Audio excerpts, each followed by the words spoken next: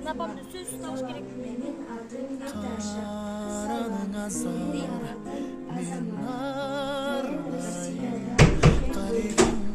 Дина!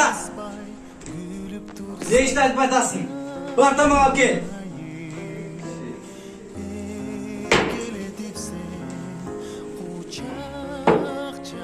Мен саған тамақ дедім ғой. Қана тамақ. Жөн, апама тиме. Сібер басма. Аллаға тиме. Апа, тұршы. Кетті ме? Жүр, Мадина юристке барабыз. Сен өзің ойло, қызыңды ойло. Жоқ, елімнен дейді. Дина! Неде қалай отырасың? Ha?